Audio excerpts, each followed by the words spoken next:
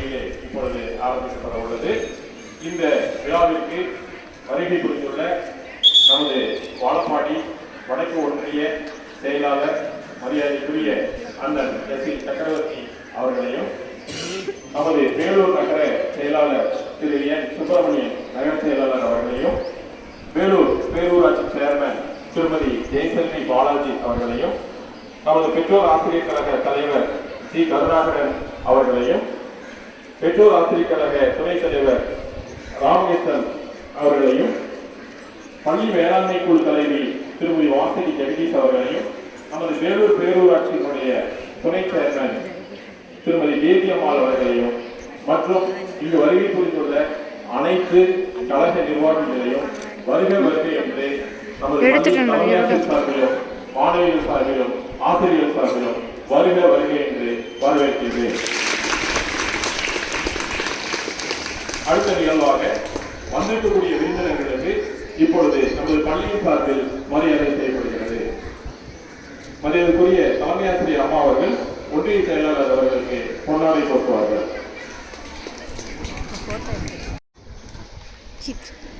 அடுத்த நிகழ்வாக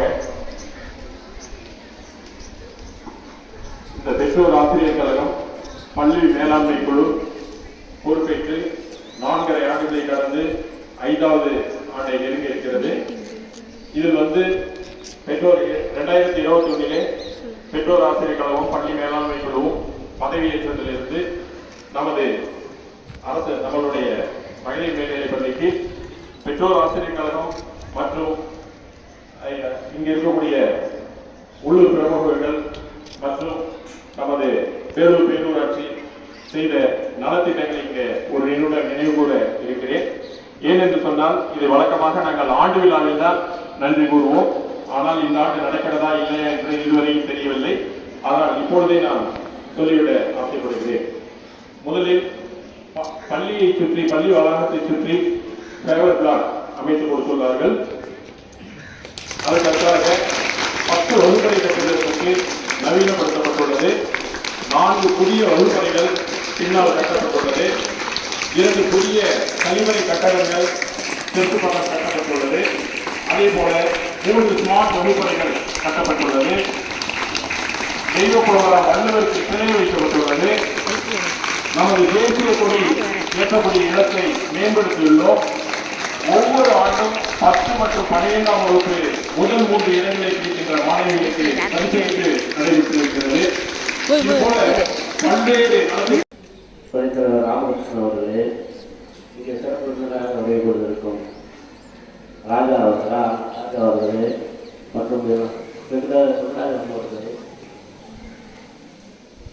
பேரூராட்சி தலைவர் துணைத் அவர்களே, பதிவு கொடுத்திருக்கும் கழக தோழர்களே, அனைவருக்கும் எனது முதல் நன்றியை தெரிவித்துக் கொள்கிறேன். இன்று இந்த மின்வெட்டி வழங்கும் விழாவினை சிறப்பாக நடைபெற்ற தருணத்தில் நமது தமிழ்நாடு முதலமைச்சர் மு.க. ஸ்டாலின் அவர்களின் ஆட்சிகளோடு உங்களுக்கெல்லாம் அரசு பள்ளிகள், அரசு நிதியுதவி பள்ளிகள் அனைத்திற்கும் முதலாம், அதாவது ரவுண்டாக கொடுக்கக்கூடிய மாணவர்கள் அனைவருக்கும் இந்த மின்வெட்டிகள் வழங்கி இங்கே கருதப்படுகிறது.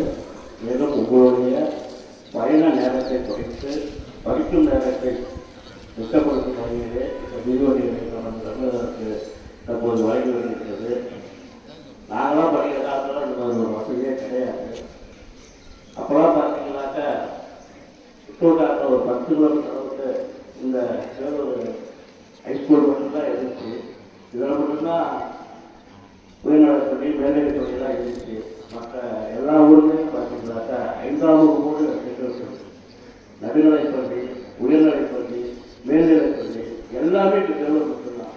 உள்ளங்களுக்கும் வரவேற்று நன்றியினை தெரிவித்துக் கொண்டோம். இந்த பள்ளியானது வரவேற்பறையை உரையாற்றும் போது குறிப்பிட்டது போல 4 ஆண்டுகளாக தொடர்ந்து 97% வெற்றி வாய்ப்பை பெற்றுள்ளோம். அதே மாதிரி எங்களுடைய கோரிக்கையானது நாங்கள் ஆசிய பெருமக்களிடம் கோரிக்கை வைப்பு என்னவென்றால், இவ்வாண்டு கண்டிப்பாக நீங்கள் 10ஆம் வகுப்பிலோ அல்லது 11ஆம் வகுப்பிலோ எங்களுக்கு 100% வெற்றி வாய்ப்பினை எங்களுக்கு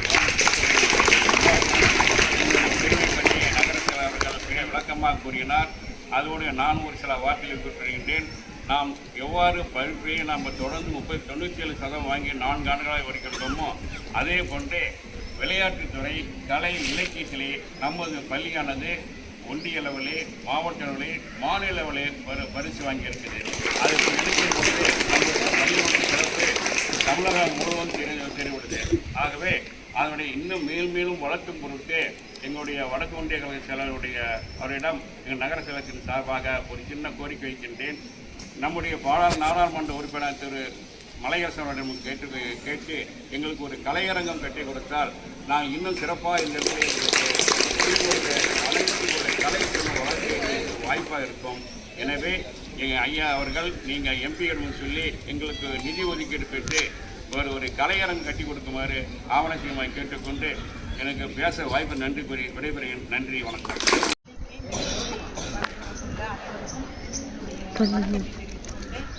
நம்முடைய ஆசிரியர் ருத்திகுமார் அவர்கள் ஃபஸ்ட்டே நிறைய நன்றிகளை சொல்லியிருந்தார். அதை விட சொல்வதற்கு எதுவும் மிச்சம் இல்லை என்று நினைக்கிறேன். ஏனென்றால் இந்த பள்ளி உள்ளே வளாகத்திற்கு உள்ளே வந்தாலே பெருமையாக மரங்கள், அதுக்கு அடுத்தது பார்த்தீங்கன்னா சர்க்கிள் மாதிரி இல்லாமல் ஒரு அங்கங்கே தனித்தனியாக மேடாக போகுது, ஒரு வரைமுறை இல்லாமல் இருக்குது. இது பார்த்தீங்கன்னா ஒரு நமக்கே ஒரு வடிவமாக அமைஞ்சிருக்கு. அது மாதிரி நீட் சென்டர், அதனால் நீட் சென்டர் பார்த்தீங்கன்னா இந்த பள்ளியிலே நடக்கும். இதெல்லாம் நம்ம பள்ளி கட்டடங்களுக்கும் அந்த வளாகத்திற்கும் கிடைத்த பெருமை இதுதான் சேஃபஸ்ட்டாக இருக்குது அப்படின்னு சொல்லி சொல்கிறாங்க.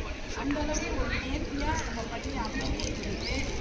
ஏற்ப நம்முடைய அரசு பல்வேறு நலத்திட்ட உதவிகளை மாணவிகளுக்காக அடுத்தடுத்து என்ன செய்யலாம், உங்களுக்கு பாருங்கள் அன்றைக்கெல்லாம் நம்ம கேரியர் கைடன்ஸுக்கு என்ன படிப்பு எடுக்கலாம், அந்த மாதிரியான இதெல்லாம் கோச்சிங்லாம் எங்கேயும் இல்லை. நீட் கோச்சிங் அரசே செலவு செய்து நடத்துது. இப்படி பல்வேறு விஷயங்கள் நம்மகிட்ட செஞ்சு கொடுக்குறாங்க. பல்வேறு உதவித்தொகைகளுக்கான வாய்ப்புகள் எல்லாம் கிடைக்குது. அனைத்தையும் நீங்கள் சரிவர பயன்படுத்திக் கொள்ள வேண்டும். இந்த அனைத்து திட்டங்களையும் சிறப்பாக செயல்படுத்துவதுடன் அது உறுதுணையாக இருக்கும் அனைவருக்கும் இந்த நேரத்திலே நன்றியை தெரிவித்துக் கொண்டு அனைவருக்கும் நன்றி நன்றி நன்றி. போஸ்டே கொடுக்க மாட்டேங்கிறேன்.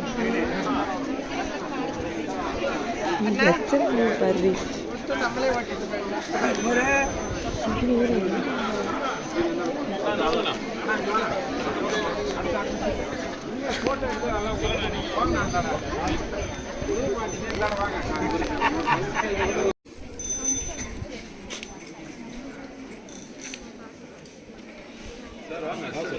அப்படியே வாப்பில் இருமோட டாப்புக்கு பிடிச்சி விட்டுறாது. அரை மினிட் பண்ணாது, எந்த சின்னது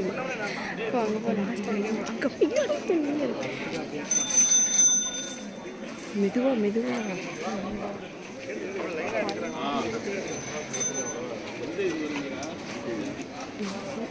கொடுக்குறாங்க. திருப்பில் இங்கே வரைக்கும் இருக்கிறாங்களே.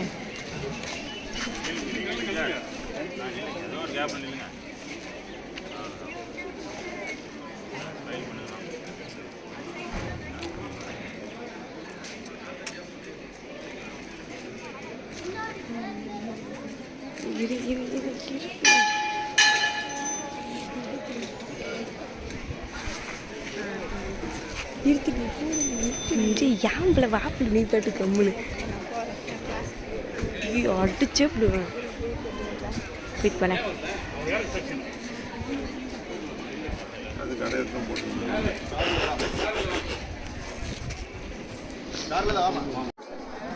ஒரு சைக்கிள்